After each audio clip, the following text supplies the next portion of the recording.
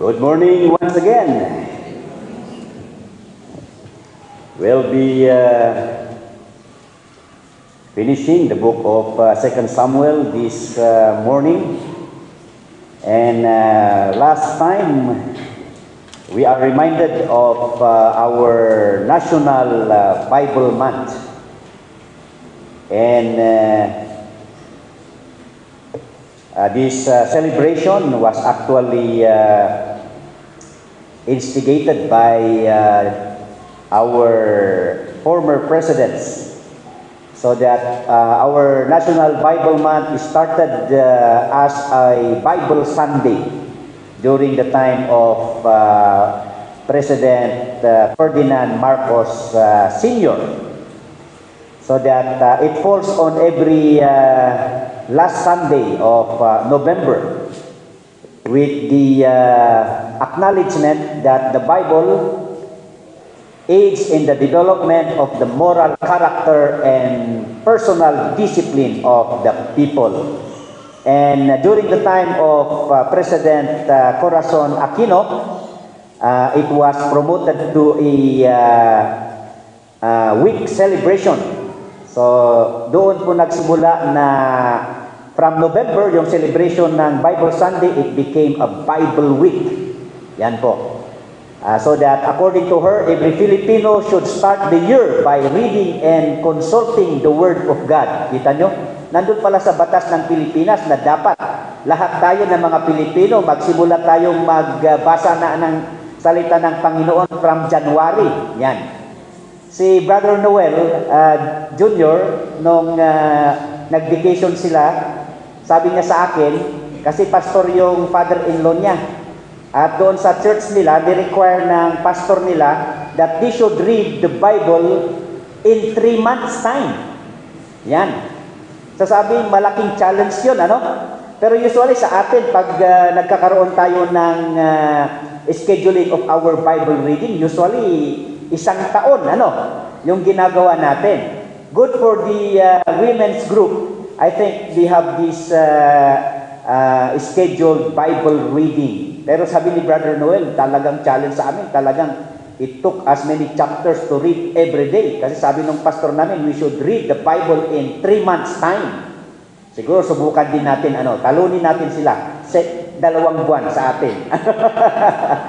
But then, yun, ang sabi ni President Corazon Aquino. And then pinagtibay ito ni President Fidel Ramos, pero the celebration is still a week time, and he said, reading and understanding the Bible aids in molding our spiritual, moral, and social fiber as a people. So, itong mga president natin, di-acknowledge na talagang malaki ang tulong ng salita ng Panginoon, hindi lang sa buhay ng bawat Kristiyano, kundi sa pangkalahatan sa mamamayan. Okay?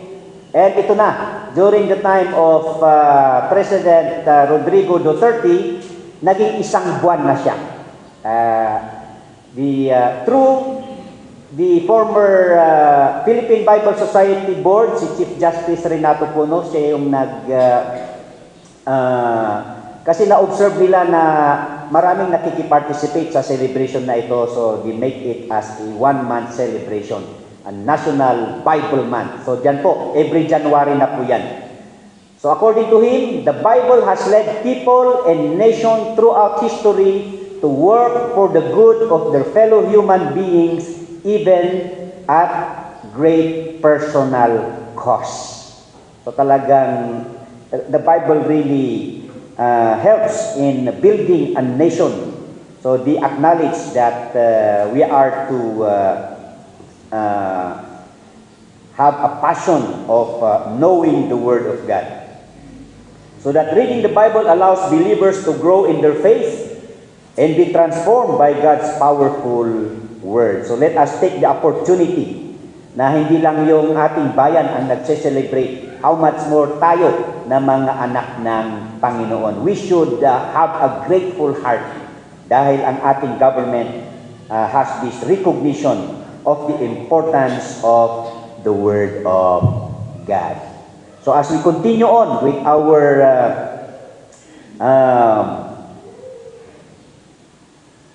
pace of our Christian race, let us not forget the theme ng ating anniversary, true to the Word, relevant to the Word. Yan. When we say true to the Word, it implies our faithfulness to the Word of God. And also the endurance of learning the Word of God. Kasi kung minsan, pag sa una, parang, adapay lang DJ, gagar. Yan. But then, pag gumaybayag, kaslangay nga routine, tapos kaslang nga tumamtamlay. Dapat hindi ganon yung salita ng Panginoon. Yan.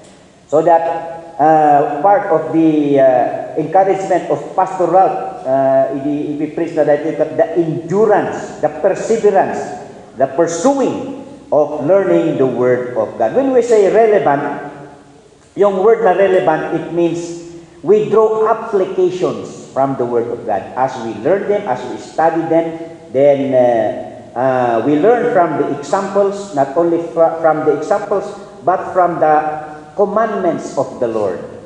And also we learn from the mistakes of others. And then this negative experience, we turn them into a positive application or a positive perspective. So yun ang ibig sabihin ng true to the Word and relevant to the world. So as we are having a book study, one of our purpose is to understand that every book of the Bible emphasizes the Lord Jesus Christ. Kasi kung minsan yung iba nabuboring sila sa pagbabasa ng salita ng Panginoon, all the while ang alam lang nila ay matatagpuan si Jesus Christ dito sa Matthew, Mark, Luke, John. Pero hindi po. Ang bida sa lahat ng libro, kasi hindi po isang libro ang Bible. It is 66 books, and all the 66 books teaches of the Lord Jesus Christ. So that in 1 Samuel, we have seen the Lord Jesus Christ as the anointed one. And He is also a typology of Samuel. Jesus is a prophet, a priest, and a ruler. Yan po si Jesus Christ, prophet, priest, and king. And then dito sa 2 Samuel, Jesus is presented as a king through the typology of King David. And also he was preached here as he was taught here through a prophecy of the eternal kingdom na magkakaroon ng walang hanggang kaharian that will emanate from the lineage of David. Okay? An eternal kingdom under the lineage of David. So that we have said that sa original, ang 1 and 2 Samuel ay isang libro. And we have observed dito sa libro na ito ay puro maganda yung umpisa. They have great beginnings, but they have tragic endings. Yan. So, nakita natin yung buhay ni High Priest Eli. Hindi sumunod yung kanyang mga anak sa kanyang yapak sa paglilingkod sa Panginoon. And here comes Samuel. Ganon din, nung matanda na si Samuel. Yan ang mahirap pag tumatanda na tayo, yung ating mga anak hindi na sumusunod sa atin. Ano? Matigas na yung kanilang mga ulo. So hindi sila sumunod kay Samuel, naging rebellious sila, and then they corrupted the justice system na pinapatupad ni Samuel being the judge of Israel. And we are familiar with the story of Saul. So yun yung tatlo na Bible characters natin sa 1 Samuel. Eli, Samuel, and Saul. Nag-umpisa din naman na maganda si Saul. All the while, ang alam natin kay Saul ay puro mali ang kanyang ginawa. But then, he also has humble beginnings. Submissive siya sa Panginoon, trustful siya sa Panginoon. But later on, ang problema lang niya is pag nagkasala si Saul, he is unrepentant. Yan. Pinapanigan niya o tumatayo pa rin siya sa kanyang pagkakamali. May mga taong ganyan, di ba? Na pag nagkamali, they justify themselves. Pero hindi po ganun ang kalooban ng Panginoon. So ganun yung naging tragic ending And here comes Samuel, the second Samuel, where it focuses on the life of David. Masasabi din ba natin na si David has a good beginning and has a tragic ending? Sino sa inyo ang nagsasabing yes? Ha? Sinong nagsasabi na no? Obvious ba sa ating outline sa buhay ni David? Ano nga pala yung outline ng buhay ni David? The good, the bad, and the ugly. Ayan. Parang ugly, tragic ending na siguro yun. Pero titingnan natin sa conclusion kung yun nga ba. Anyway, yun. Let's have a little review. Yeah? The triumphs of David. Nung siya na yung naging hari, namatay na si Saul so that he was crowned as king. And then he conquered all the land, so that let us just be reminded of the applications that we have learned from the good aspect, the good account of David's life. Ano-ano to? Okay? Doon sa ating applications, as we have seen, what is good in David is that we are to never harbor bitterness or ill feeling to anyone else like David. Di ba yun ang nangyari? Hindi siya nagtanim ng galit kay Saul. Nirespeto pa rin niya si Saul na binigay ng Panginoon bilang leader ng Israel. Secondly, always speak the truth, because lying can bring disaster even for something you did not do, like the Amalekite. Ang akala ng Amalekite na ito, inapon niya na siya ang pumatay kay Saul, baka siya ay bigyan ni David ng gantimpala. Hindi niya alam na wala sa puso ni David na maghiganti kay Saul. Pero hindi naman siya talaga ang pumatay kay Saul. Kasi si Saul siya ay nag-suicide nung ayaw ng kanyang armor bearer na i-mercy killing siya. Pero itong Amalekite, inapon na siya yung pumatay, akala niya magiging magandang balita para kay David yun, para wala ng problema si David na maging hari. But then, that was the reason of his execution. Bakit niya pinatay ang isang tao na may respeto ang hari? And then next, do not sacrifice others just for your own benefit, because evil intents do not succeed like Baana and Rekab. Bakit si Baana and Rekab? Di ba nung dineclare si David na king, dineclare din ang isang anak ni Saul na hari sa Israel. Yan. Pero in the long run, nagtampo si Joab kay Ishbosheth. Kaya pumanig siya ngayon kay David. Nakita ni Ishbosheth na hindi niya kayang kalabanin si David. Kasi yung number one officer ni Saul ay sumanib na kay David, so that si Ishbosheth naman ay sumama ng loyalty kay David. Pero may pumatay kay Ishbosheth. Ito yung si Baana Rekab. All the while they thought na ang pagpatay nila kay Ishbosheth ay isa ring opportunity para i-acknowledge sila ni David at bigyan sila ng mataas na rangko. Pero hindi rin, nagkamali sila. So sinacrifice nila si Ishbosheth sa sarili nilang kapakanan, in which kung ganun ang klase ng pag-iisip ng tao ay walang patutunguhan. Because in the Bible it says there, devise not evil against thy neighbor, seeing he dwelleth securely by thee. So ang masamang kaisipan. So ginamit na, they sacrifice other just for their own benefit, but they did not succeed. Another one.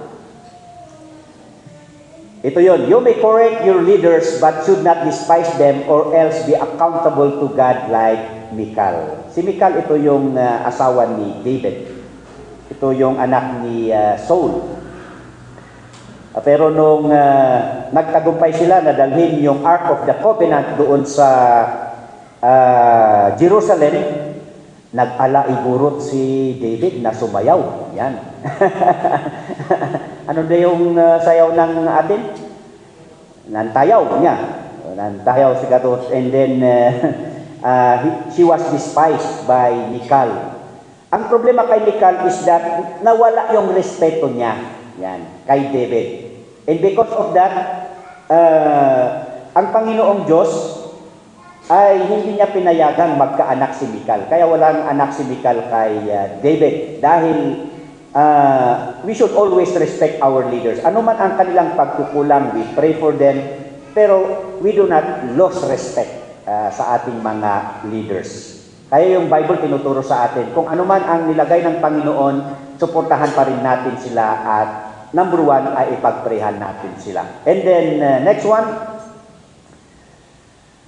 when your desires do not coincide with God's plan, you still support whatever the will of God is. Ano ba yung plano ni David? Sabi niya, I would like to make a house for the Lord God. Para hindi kawawa at nakatiwangwang yung Ark of the Covenant.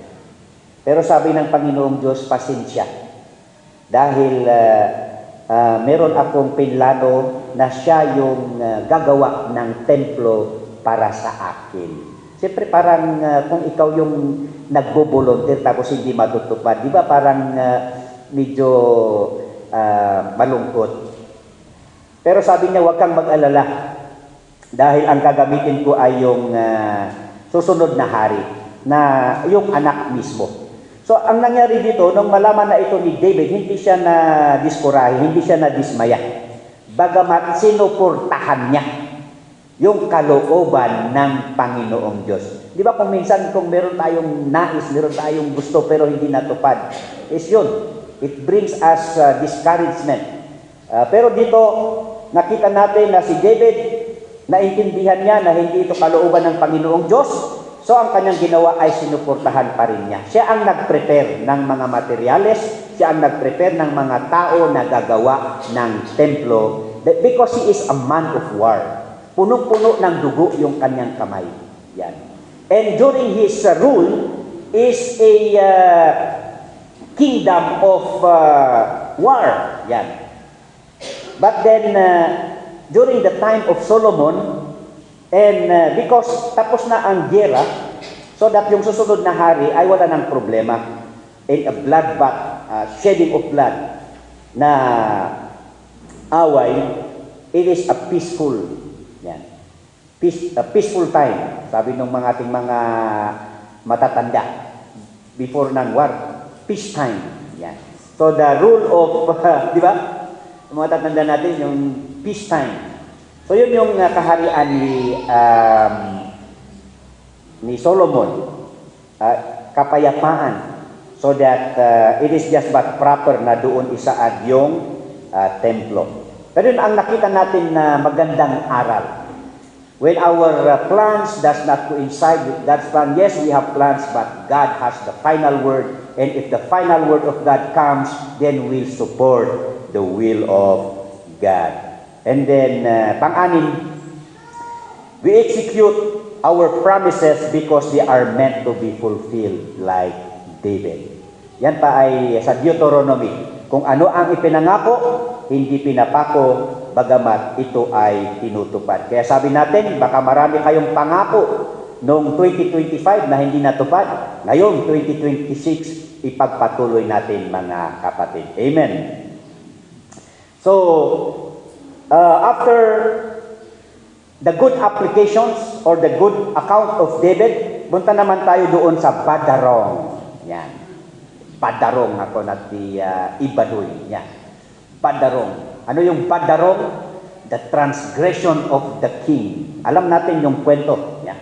He committed adultery and then he committed murder.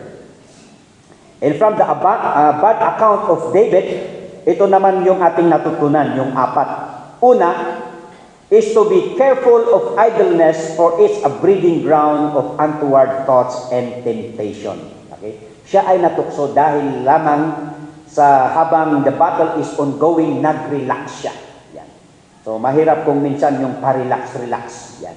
Because sabi nga, the empty mind becomes the devil's workshop. Kaya maganda pa rin yung busy tayo na maglingkod sa Panginoon. Okay, number 2, to be true to our line of duty in the service of our job and for God. Di ba? Yun ang nangyari. This is not David. This is the Hittite, yung asawa ni Bathsheba. Di ba? Nung nagkaroon na ng problema, okay, nabuntis na si Bathsheba para mapagtakpan, sabi ni David, pauwiin si Uriah. Pero kailangan siyang lasingin para pag siya ay umuwi sa kanilang bahay at nabuntis si Bathsheba ay walang iskandalo. Yan, walang iskandalo. So, pero nung pagdating ni Uriah, nakonsensya siya. Sabi niya, alangan naman na nasa peligro yung aking mga kasama doon sa gera, tapos nandito lang ako, pa-relax lang. So instead na umuwi siya sa kanyang bahay, nag-duty siya doon sa palasyo. So hindi nagtagumpay yung plano ni David. So ang ginawa ni David ay sabi ilagay si Uriah doon sa front line ng gera, kung saan malakas ang kalaban. Para doon siguradong mamatay siya. Ang problema doon, hindi lang murder. Ano ang mabigat doon? Naging multiple murder. Kasi nasakripisyo yung ibang mga kasundaluhan, di ba? Hindi lang naman si Uriah yung namatay. Pero yung ibang mga kasama niya na nandun sa gera. So ganun talaga kabigat yung naging kasalanan ni David dito. Pero si Uriah, makita natin doon is siya ay tapat sa kanyang tungkulin. Tapat. Sabi niya, yung aking mga kasama nasa peligro, tapos ako lang pabanjing lang o nakarelax lang. So that he is so committed. Yan. Kaya nga doon sa Ephesians and Colossians, sinasabi doon, tayo rin, kung saan tayo nagtatrabaho, where we are employed, then maging matapat tayo sa ating trabaho. Naging matapat si Uriah sa kanyang trabaho. And not only for his work, dahil alam niya na ang kanyang ginagawa ay para sa Panginoon. Di ba? That's why we are encouraged. Wherever nasaan tayo nagtatrabaho, nagiging matapat tayo sa ating trabaho na ito ay para sa Panginoon. Para maging matapat ka sa iyong trabaho, gawin mo ito na para sa Panginoon. And everything you do it for the glory of God. So yun po yung ating nakita. At next, to be watchful of sin because it produces more sin. Di ba? Yun ang nakakabahala sa kasalanan. Dahil ito ay nadadagdagan. Siyempre gusto mong pagtakpan yung kasalanan so that magsinungaling ka o kung ano man ang gawin mo, yun ang nangyari kay David. From lust to immorality to murder, and not only murder but multiple murder. Na isakripisyo yung ibang buhay ng kasamahan ni Uriah. Pang-apat, to be prayerful for the leaders because of the greater damage they can do when they do wrong. Yan. Ipanalangin natin ang ating mga leaders, not only spiritual leaders, our political leaders, lahat ng leaders natin kahit sa ating pamilya, sa ating tahanan, ang ating mga tatay, nanay, we should pray for them. So that, sabi sa Ecclesiastes 9:18, but one sinner destroyeth much good. Yan. Isa lang yung Hitler na sabi natin, pero ilang Jews ang kanyang pinatay? 6,000 to 8 million ba yun? And other races. Yan. And then last, tama, last na yun. So that naumpisahan na natin yung the ugly part of David. Yan. Yung consequences, the ugly here is the consequence. Gumawa siya ng masama, ngayon yung kasunod na pangit. Yan. The ugly. So what are the ugly part? Letter A, the troubles at home. Yan. Di ba? Kung ang kasalanan, naapektuhan yung pamilya. Yan. Ang unang naapektuhan yung pamilya. And Nathan rebukes David. And because of that, ang maganda kay David is this. Once na he is rebuked, corrected of his sin, he would always come to acknowledge and confess and repent. Yan. So that after repentance, although he was immediately forgiven, kasi ganun magpatawad ang Panginoong Diyos, di ba? 1 John 1:9. If we confess our sins, He is faithful in sigida, kakapsat, just to forgive us our sins and to cleanse us from all our unrighteousness. Kasi nung na-rebuke siya, sabi niya kaagad, I have sinned against the Lord. At sabi ni Nathan sa kanya, right now, you are forgiven. Upon the acknowledgement, dineclare kaagad ni Nathan that your sins are forgiven. But remember that sin has always a consequence. So David suffered the consequence. Ano yung consequence doon? Sabi ni David, you are forgiven, pero yung anak ninyo ni Bathsheba ay hindi mabubuhay. Kaya namatay yung anak nila. So that the lesson there is to be mindful that sin has always a consequence. Yan. And then from that, nung meron tayong mapupulot na aral dito sa pagkakamali. Yung sabi natin nga is, there are negative experiences but we can turn them into a positive perspective. So that doon pa rin na-apply yung salita ng Panginoon na all things work together for good. Sa pangyayaring ito ay meron tayong katotohanan na napag-aralan. At ano ito? Ito siya. Di ba? Nung nagkakasakit yung baby, nagluksa si David. Pero nung namatay yung bata, naligo siya at nag-ayos ng kanyang sarili. Sabi ng mga servants, di ba dapat mas lalong malungkot si David dahil namatay yung kanyang anak? Pero hindi, bakit siya naligo? At bakit siya nag-ayos ng kanyang sarili? So tinanong ngayon yung hari.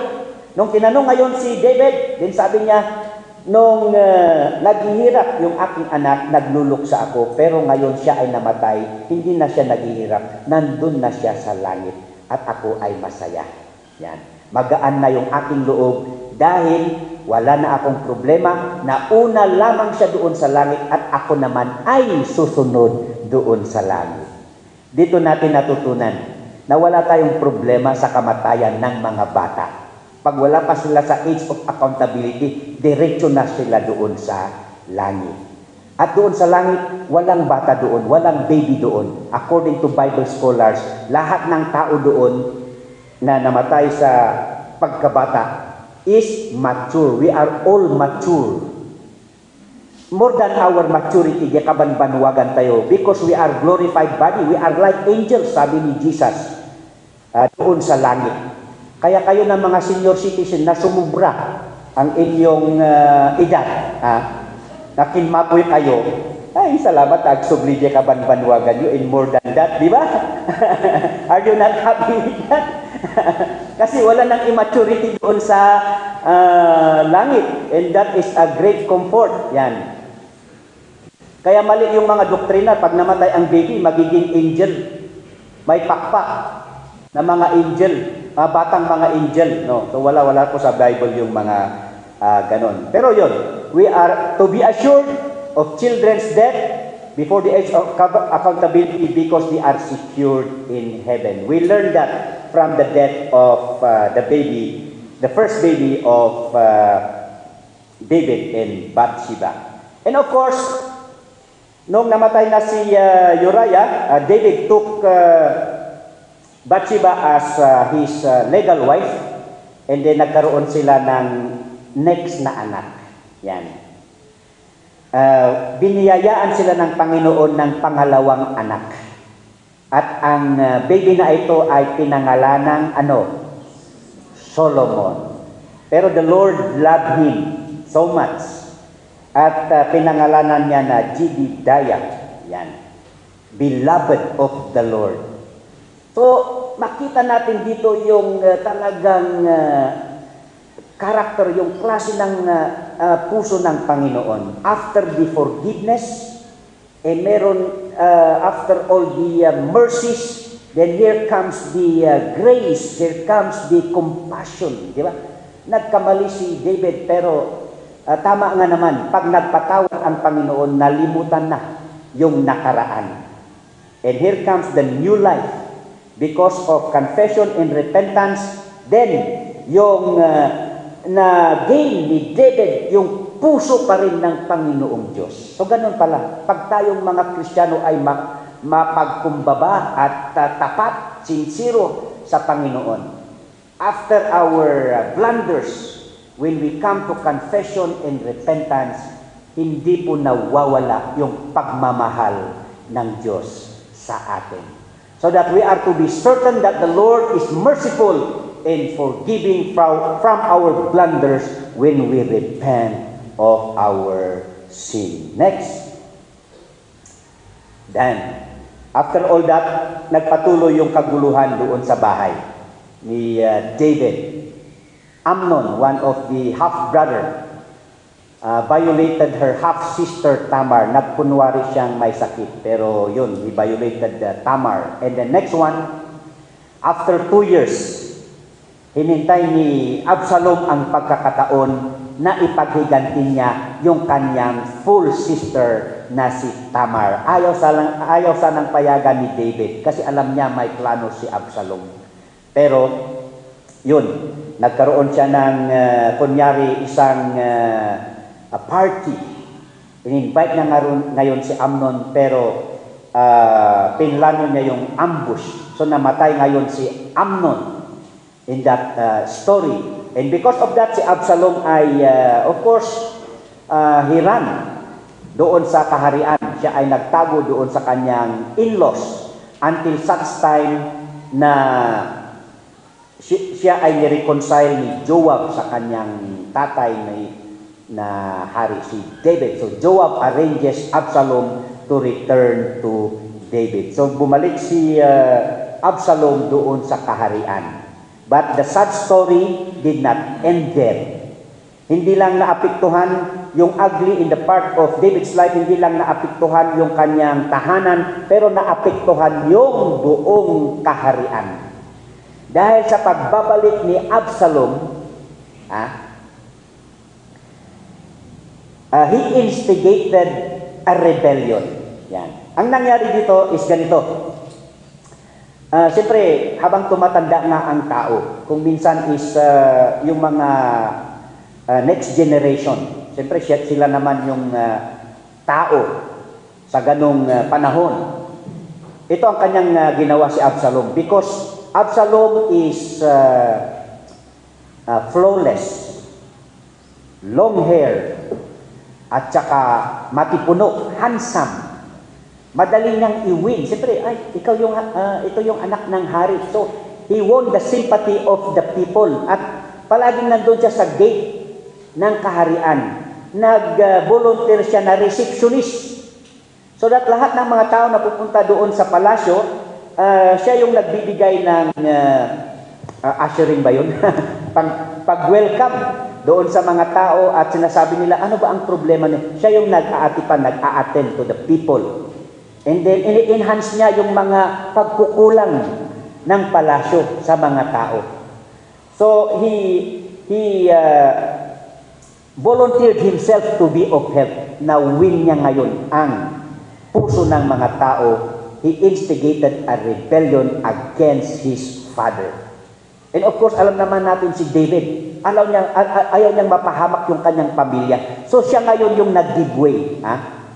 He and his family went to hide at the Mount of Olives. At nung nandun sila sa Mount of Olives, after all, inorganize ni David. So pumalik ngayon si Absalom doon sa palasyo. And David organized his men to fight against Absalom but to spare his life. So nagkaroon na ngayon ng gera ang kampo ni David at saka ni Absalom. But during the conflict, siyempre natalo. Eksperensyado pa naman yung mga sundalo ni David. So ngayon, when Absalom ran for his life, yan. Nung malaman ni Joab that his hair was caught on a branch of a tree, he took the opportunity to kill Absalom. Yan. Of course, nung namatay si Absalom, the grief. Siyempre, ang tatay, di ba? Pag namatayan ka ng anak, of course, yung nararamdaman masakit. Yan. So that David mourned. And as David mourned for Absalom, siyempre nakita ng mga sundalo, nakipagluksa din sila kay David. Habang nakikipagluksa sila, nagalit si Joab. Sino yung Joab? The one of the army leader. Sabi niya ngayon, Bakit ka nagluluksa? Rebelde naman yung anak mo. Siya naman ang nagpakana ng kaguluhang ito. Tapos ngayon, magluluksa ka sa kamatayan ng iyong anak. Ngayon, nadadama yung mga sundalo. Nagigilty na yung mga sundalo. Instead na parangalan mo sila, i-recognize mo yung kanilang ginawa sa iyong kaharian so that David comforted and then recognized the soldiers of or his soldiers. Kasi parang naapektuhan nila. Kasi instead that they were victorious in the war, naging grief, naging mourning tuloy yung naging okasyon. Kaya doon nagalit si Joab kay David. At natauhan naman si David. So he gave recognition to his men. The next, yan. Maalala ninyo yung story ni Nathan kay David. Di ba sabi ni Nathan, merong isang mayaman, inagaw niya yung kaisa-isang minamahal na tupa nung isang mahirap at ito ay pinakain sa kanyang bisita. So that galit na galit si David. Sabi niya, kaya kailangan pagbayaran niyan. Mayaman na yan. Yung ginawa niya doon sa mahihirap, kailangan niyang bayaran 4 times, 4-fold. At sabi ni Nathan, you are that man. Ikaw yung mayaman na yan. Yan. So that according to Bible scholars, ito yung 4 na kabayaran na ginawa ni David dahil sa kanyang kasalanan na inagaw niya yung asawa ni Uriah. This is the consequence, the death of the child. Okay? And then the violation of Tamar, the murder of Amnon, and also the murder of Absalom. So that was the it's David's own declaration of his penalty. So ito na yung kabayaran na kanyang natamo dahil sa kasalanan kanyang nagawa. Kaya nga sabi natin, naging patakaran na siguro ito during those times niya. Kaya nga si Zacchaeus, nung naging convert na siya sa Panginoong Isus, siya mismo yung nag-volunteer. Nasabi niya, kung meron ako mga nilokong tao, babayaran ko ng 4 times. I will pay them 4-fold. Yan. So that was the two mention of the word 4-fold sa Bible. The case of this tragic or this message and also Zacchaeus. Next one. Yan. So, nung wala ng gulo, of course, natalo na si Absalom. So, bumalik ngayon si David sa kaharian. And then, the people pledged their loyalty. But after David's return to the palace, meron na namang isang tao na nagrebelde. Ito yung si Sheba. Sheba led a rebellion but later hunted by the men of David. Hindi nagtagumpay. Yung city mismo wherein nagtago si Sheba, sinurrender yung kanyang ulo dahil ayaw nila na madamay doon sa rebellion ni Sheba. Ano ang mapag-aralan natin dito mga kapatid? Lesson to be learned. To be distrustful and worry of rebellion. It always does no any good. It always ends into a bad faith. So, lalo na sa ating mga kabataan. Yung sabi nga natin, lalo na yung mga leftist group, yan, they would go and scout potential young people and then they would offer them scholarship. Kaya be careful kayo sa mga scholarship na mga ino-offer. Marami tayong mga young people sa ating mga Baptist churches. Pag nag-aral sa mga schools na malakas ang leftist perspective, pati sila nagiging rebelde. Kahit masara church, may mga young people tayong ganyan. Na-influensyan sila sa pag-iisip ng makamundo. So let us be very careful. Kayo ng mga young people, be very careful because rebellion does you nothing good. Even from the Bible, we teach this. Kaya nga maraming mga pastor nung sinauna na pinatay ng mga NPA dahil we teach that we still support the government. Because the Bible teaches that the support of the constituents would always be kung sino ang sinaad ng Panginoon. Yan. Those were the early days. So that rebellion does no any good to any man. Okay? That is biblical. Next one. That's the verse if you want to read that. Romans 13, 1-7. It teaches us to be submissive, to be prayerful, to be supportive to whatever authority God has given us. Okay? So another trouble that came from the kingdom. Okay? From chapter 21, Israel experienced 3 years famine. Pero hindi ito yung kasalanan ni David. Tapos na. Yung fourfold payment. Okay? Pero itong continuous trouble of the kingdom, this was cause of the sin of Saul. Meron pa rin naiwan na bakas o yung consequence. Meron pang hindi nabayaran na kasalanan. Mahirap pala ang kasalanan, no? Meron talagang kabayaran. Kaya ang nangyari, nagtataka si David. I already repented to the Lord. I experienced His favor, His mercies, His grace. Pero bakit? In 3 years time, taggutom. Okay? So sabi ni David, Lord, bakit ano itong nangyayari? Meron pa ba akong kasalanan? So sabi ni God sa kanya, wala. Ito ay kasalanan ni Saul. Ano ang kasalanan ni Saul? Kasi nung hari si Saul, nais niyang lipulin lahat ng mga Gibeonites.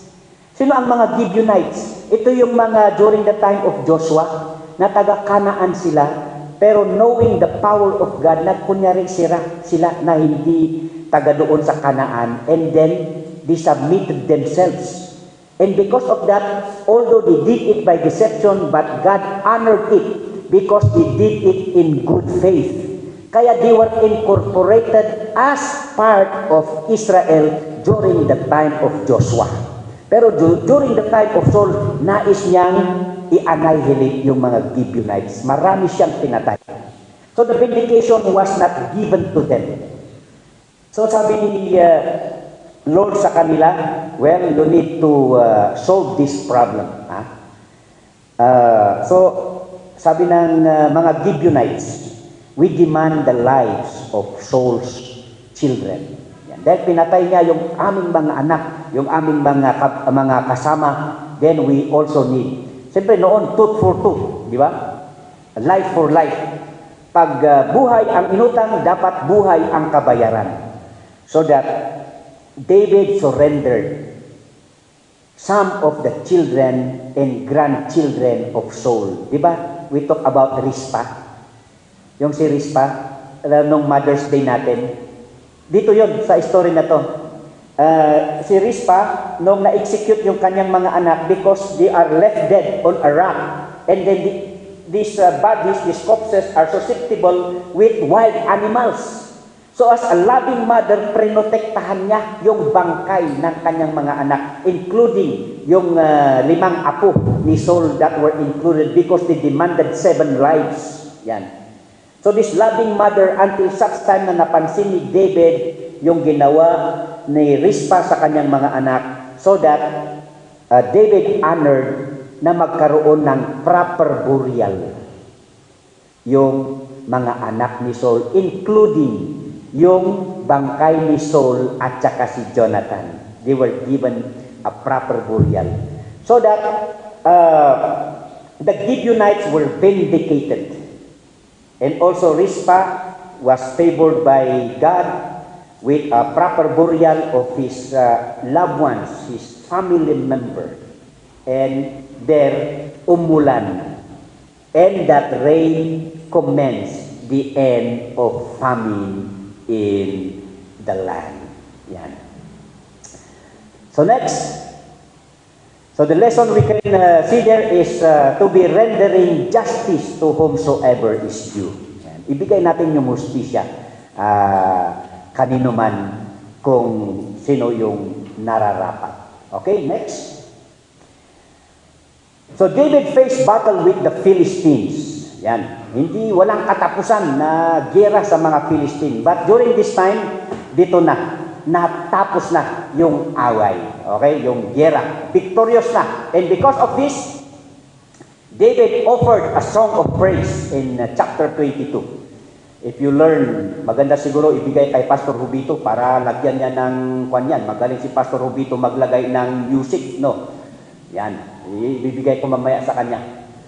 David offered a song of praise kasi na-preserve yung tune. And David recognizes his mighty men. Yan. And then in chapter 24, naku, ano naman kaguluhan ito? God punished David for a needless census. Oh, ano ang ibig sabihin nito? Doon sa chapter 24, siyempre, tapos na ang gera. Last na yung Philistines. Is starting of peacetime. Yeah. So, ang nangyari ngayon, nagmuni-muni si David. So, sabi niya, he wants to count his soldiers, his armies. Yan. Gusto niyang bilangin. Pero si Joab, sabi niya, hindi na kailangan. Pero how many days did the have the census?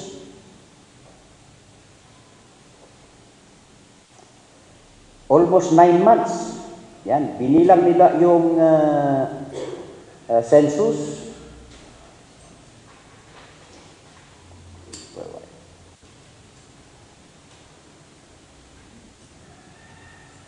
Okay, 9 months and 20 days. So sabi ni Job, hindi na kailangan. Pero wala siyang magawa dahil hindi naman siya yung hari.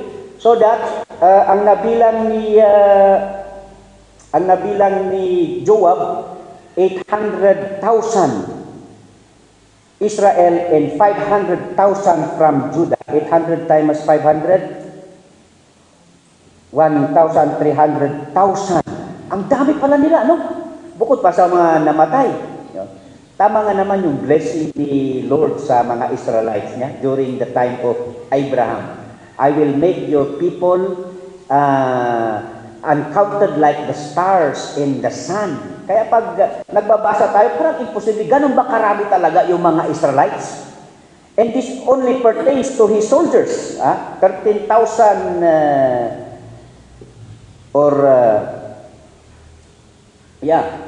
So the census was unnecessary because the war is over. Pero the reason of the punishment is this. Ganito yun kasi. Yung pagbibilang kasi ni David ng kanyang mga kasundaluhan, parang doon niya nilagay yung kaluwalhatian. Nabuo, nagkaroon siya ng pride. So parang ang sa sarili niya, naging matagumpay sila dahil sila ay malalakas na mga kasundaluhan. Instead of giving the credit to the Lord, binigay niya yung papuri sa kanyang army. Yan. So ngayon yung kaluwalhatian ay pumunta sa kanya. That's why God punished him. Yan. Anong kasalanan dito? The pride of life. Diba? Hindi ba yun ang kasalanan? Lust of the eyes. Yun. Lust of the flesh.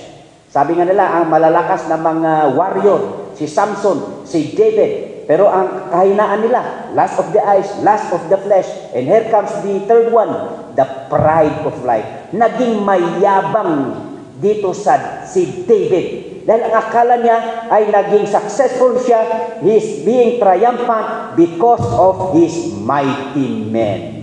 He forgot who is at their back, the mighty God.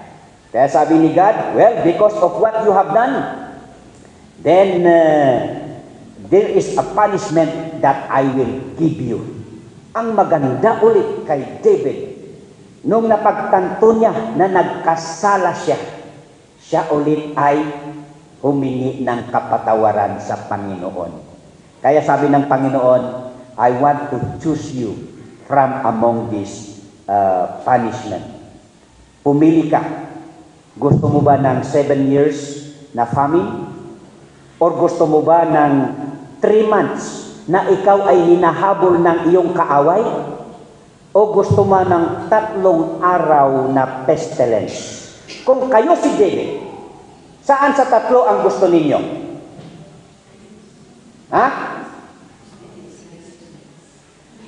Siyempre, gusto natin yung pinaka maiksi. Yung 3 days lang. Agasang may DJ 7 years. Agasang 3 months na sikakat apan na habulan nung ano mapatay ka. So sabi ni David, gusto ko yung pinaka the least among those 3 choices. Pero ang nangyari, as David chose the much lesser of all the penalty, 70,000 of his men died. Yan. Kaya sabi ni David, ako lang sana at ang aking pamilya, bakit yung mga tao mo ang sinakripisyo mo? So that, yun talaga, there is always a consequence so that they suffer. So ang lesson na makita natin dito mga kapatid,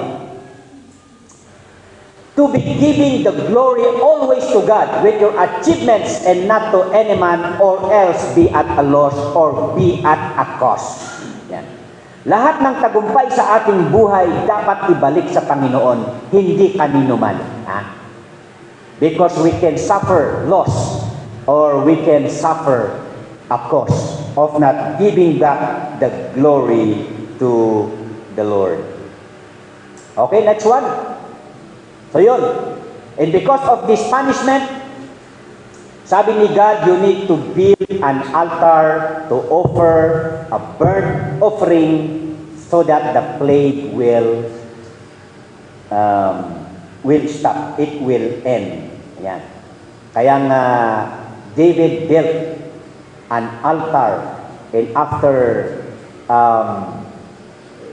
bringing and offering a sacrifice, then the plague stayed. No? Iba talaga yung Old King James. Ano? The word there is stayed. Di dapat sa English ngayon, nagbati nga maan. Meaning na diya stayed, ijay kat naawan because of the sacrifice. At ito ang maganda. And the king said unto Arauna, parang alauna na ba? Hindi mga kapatid. Arauna.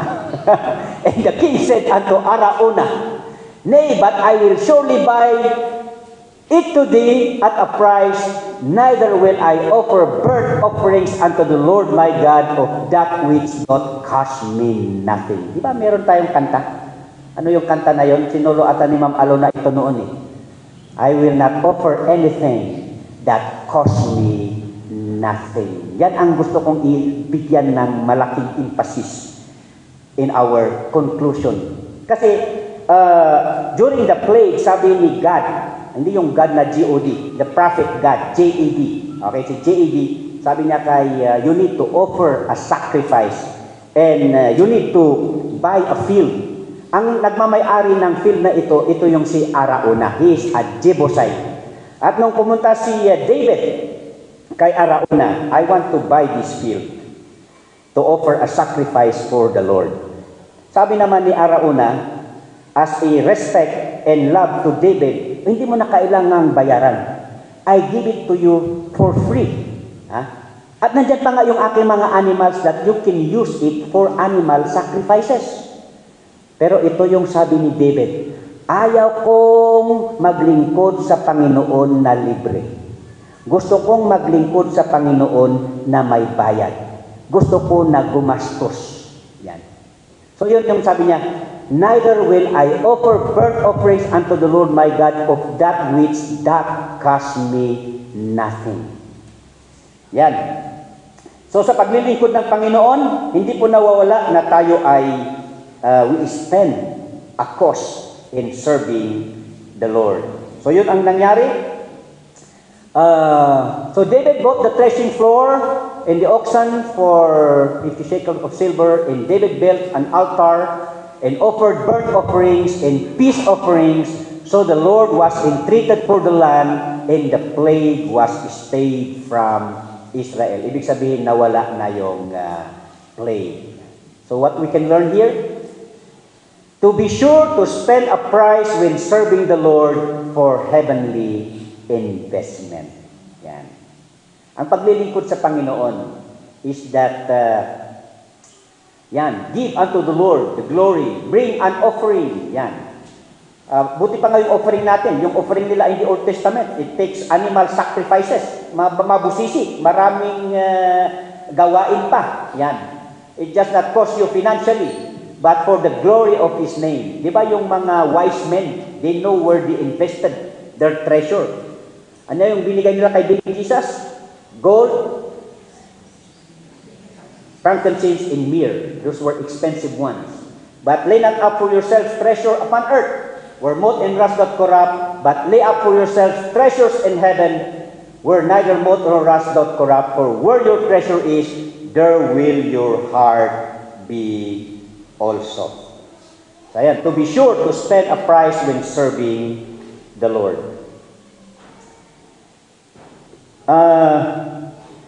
Di ba doon sa social media, meron yung away, the issue of grace giving and against tithing. Okay. We just give you some points on that matter. Kasi meron yung iba na nagsasabi na yung tithing ay sa Old Testament lang daw. So ang ibig sabihin nila, wala daw tithing ngayon. Pero tayo, nagtatithe pa rin tayo. Baka mamaya nabasa ninyo yun, baka sabi nyo, hindi na rin kayo mag-tithe. Kasi yun yung ang kanilang paniniwala. Gustong-gusto ng iba yun eh. Kasi ayaw nilang magbigay talaga. Yan. Pero ito, ang ini-emphasize nila sa New Testament daw, grace giving. Ano ang pagkakaiba ng tithing at saka grace giving? Sa tithing kasi, 10% lang. Pero itong mga mga ganid na mga false teachers, mga pastors ngayon, gusto nila yung grace giving kasi walang limit. Naliliitan sila sa tithes, gusto nila ng grace giving. Kaya sabi nila, sa Old Testament lang yung maliit na giving, tithing. Dito sa New Testament, grace giving. Yan. Pero yun nga ba? Sabi nila is, may pang Old Testament na salita ng Panginoon, may pang New Testament na salita ng Panginoon. Hindi lang po giving ang naaapektuhan dyan. Pero remember, we are Baptist. Letter B. Anong ibig sabihin ng letter B ng Baptist? Bible authority. Anong ibig sabihin ng Bible authority? Lahat na nasasalita ng Panginoon, either Old Testament at saka New Testament, sinusunod natin yan mga kapatid. Kaya tithing at offering, meron tayo. Grace giving. Kompleto tayo. Bible authority. Yan. Pero of course, in the right context of interpretation. Yan. So that I would like to remind us, actually yung tithing, nung wala pa ito sa patakaran ni Moses in the Mosaic Law, pinapractice na ito noon. Pinractice ito ni Abraham. Di ba wala pang Mosaic Law? Abraham gave his tithes to Melchizedek. And then during the time of Moses, naging formal giving na yung tithing to support the work of the Lord and the workers of the Lord. Diyan po nag-originate yung tithing, mga kapatid. Yung grace giving naman, kapatid, which we always use the verses in the New Testament of grace giving in relation to church giving to tell you the context of grace giving in the New Testament is not church giving. It is a charity. It is a benevolent giving. Kasi ang nangyari, itong mga Macedonian churches na in-encourage ni Paul to give the grace giving is to help the Jerusalem believers. Nagkaroon ng outbreak dahil nagkaroon ng earthquake. Kawawa yung mga taga-Jerusalem. So, Paul encouraged the Macedonian fundamental Baptist churches na magkaroon ng tulong, and they will get the offering every Sunday, every first day of the week. Di ba, usually nagagamit natin yon sa church giving, pero actually the context of that is grace giving para doon. Kasi understood na meron na yung tithing that supports the ministry from the support of the temple to the support of the church. Yung isang issue dyan is the storehouse. Yung sa Malakay 3:10, give your tithes to the storehouse. Kasi noon, in the Old Testament, iisa lang ang storehouse. Ano ang storehouse ng Old Testament? The temple. Pero ngayong New Testament, sa mga churches, sa gawain ng Panginoon, hindi na storehouse, hindi na isa yan. Storehouses. Yan. So that binibigay natin, usually pag member tayo, doon mismo sa ating home church. Pero kung tayo ay nakikipag-worship sa ibang churches, storehouse pa rin ng Panginoon, gawain pa rin ng Panginoon yun. But, Be very careful, lalo na sa inyong mga young people pag nag-abroad kayo. Kasi maraming nagte-text sa akin na mga nandoon. Sabi ng pastor namin dito, dahil dito kami kumakain ng salita ng Panginoon, dapat ibigay namin dito yung aming pera. So sabi ko, ay umalis kayo dyan. Maghanap kayo ng ibang church na hindi ganyan yung tinuturo. Dahil bago kayo nakapag-abroad, sino ang nagpalaki sa inyo na spiritual? Yung church ninyo. Sino ang nag-pray sa inyo? At sino pa rin ang nag-pray sa inyo? Kaya pag nag-abroad kayo, ay, yun, do not forget, isupport pa rin ninyo yung pinanggalingan ninyong church. And then para mabuhay naman yung church ng Panginoon sa ibang bansa, suportahan nyo rin. It's a matter of financial management. Pero yun, may mga pastors na ganun yung kanilang tinuturo. Dahil dito ka kumakain, sinisingil nila yung pinapakain nila. Kaya sabi ni Pastor Kalading doon sa mga young people natin, huwag na kayong mag-church. Mag-personal devotion na lang kayo. Pakainin nyo na lang yung sarili ninyo. Kung ganyan naman yung mga churches na ma-involve ninyo dyan. Okay? So yan po. So I like the prayer that we do here. That when we give our tithes and offering, the prayer would always say, as we collect your tithes. Because tithes belongs to God. Pera niya yan. Yung mga tithes ninyo, hindi nyo pera yan. Pera ng Panginoon yan. Share ng Panginoon yan. Yan. Kaya nga, sino ang business partner na pag binigay mo yung kanyang parte, he can open the windows of heaven and shower more blessings. Mas malaki yung matatanggap mo. So sabi niya doon, that is we give our tithes, and then yung grace giving natin, yun yung ating offering. We have heard a lot of stories na kahit 10% lang ang share ng Panginoon. Kasi how can you practice grace giving? Tithes nga, hindi mo maibigay. Di ba? Pero may mga testimonies tayo na mga Kristiyano na instead na 10% ang ibigay sa Panginoon, 20%, 60%. Meron pa ngang binaliktad eh.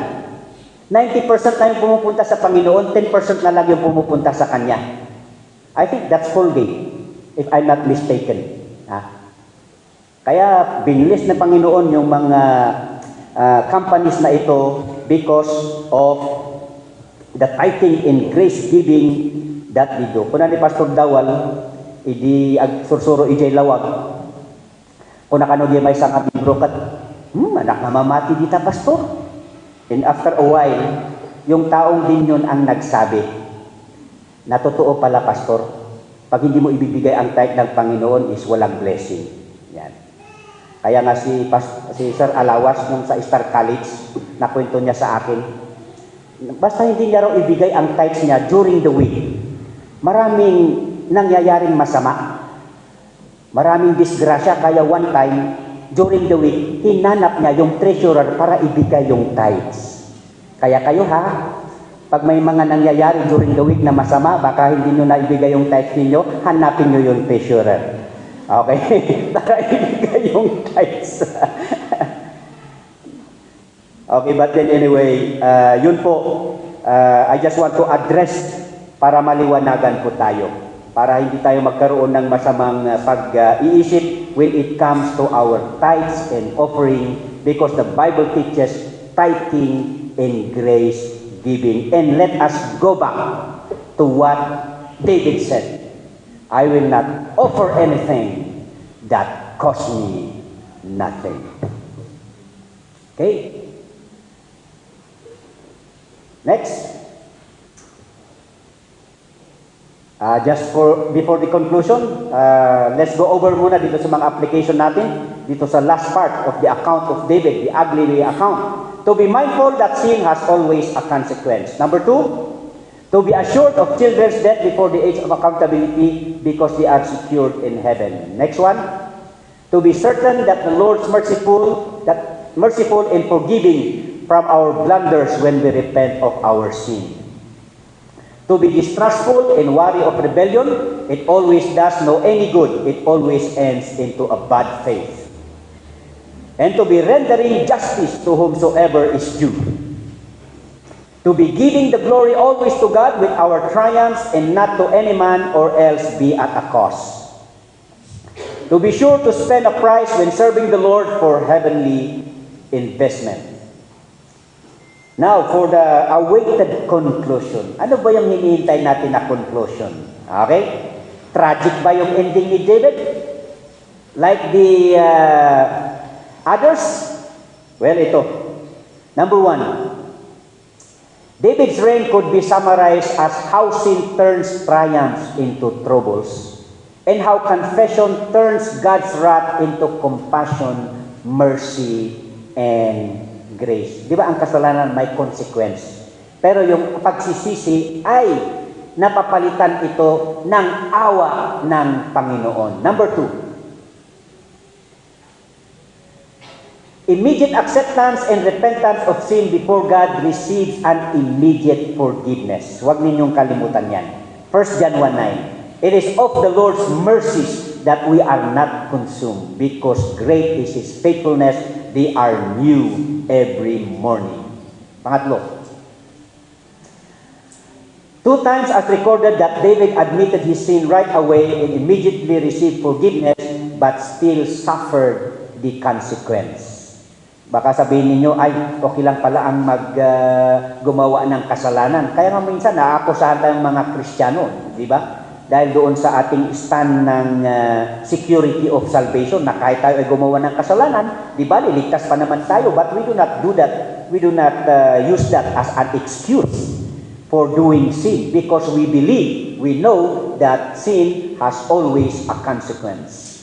Now, next.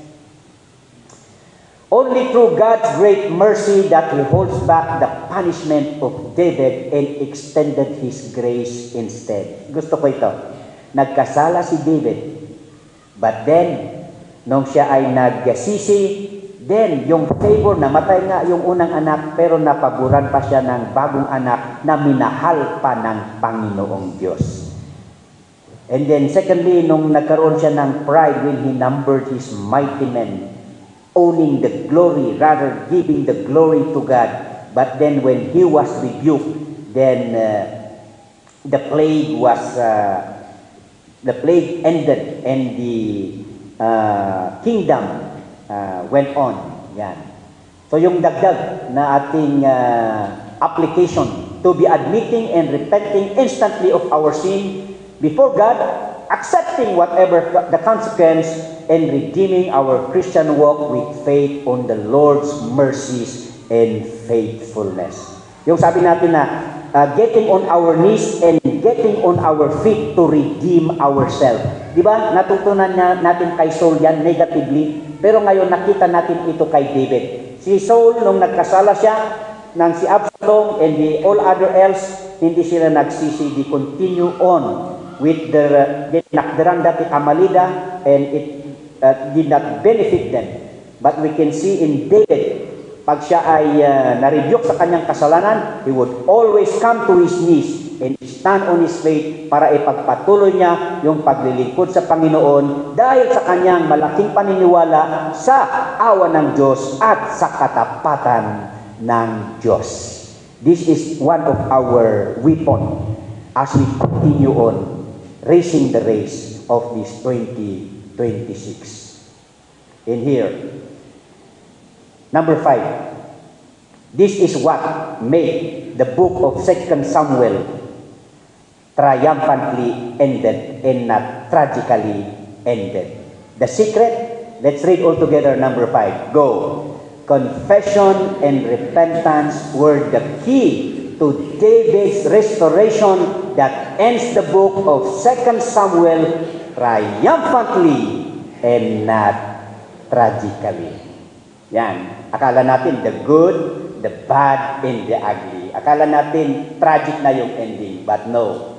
The mercies of the Lord, the compassion of the Lord, para lang tama yung ating puso. Confession and repentance made the ending of the story of 2 Samuel with victorious and successful ending. Kaya this year, yun yung weapon natin, as I have said, the faithful mercies of the Lord. Meron tayong maraming pagkukulang, magkukulang pa rin tayo, pero we just get right back on our knees and stand on our feet for the Lord, because we are confident we can lean on of these faithful mercies of the Lord. To end my message, I want us to sing, I just keep trusting my Lord. Okay? So this 2026, yan po yung ating gagawin. Pagpatuloy natin na magtiwala sa Panginoon. Alam natin na hindi perpekto yung ating buhay, meron pa rin tayong pagkukulang, but then of course, we would like as much as possible to be true to the Word and relevant to the world. Ganito si David, he just keep trusting. Kahit na marami siyang mga pagkukulang, nagtiwala pa rin siya sa Panginoon, so that hindi siya nag-aatubili pag siya ay nagkamali, na lumapit sa Panginoon at maging matapat uli sa kanyang paglilingkod. I just keep singing, I just keep trusting my Lord as I walk along. I just keep trusting my Lord, and He gives me a song. Though the storm clouds darken the sky, or the enemy dread, I just keep trusting my Lord. He will never fail. He's a faithful friend, such a faithful friend. I can count on Him to the very end. Though the storm clouds darken the sky, or the enemy dread, I just keep trusting my Lord. He will never fail. Oh, Father God, we have learned a lot from the book of 1st and 2nd Samuel. And we have a reason to keep trusting you, because you are long-suffering, you are faithful, and you are faithful even in your mercies to withhold our punishment, and with a repentant heart, you would always display your grace to give us the things that we are not worthy of. May you just implant the truths that we have learned that would help us to face this new year with a triumphant end like David, so that we do not want to evaluate ourselves at the end of the year that our Christian life is tragic, but then we would not want to be deprived of your blessings and rewards that you prepare us in heaven. Thank you very much for your word. In Jesus' name, amen.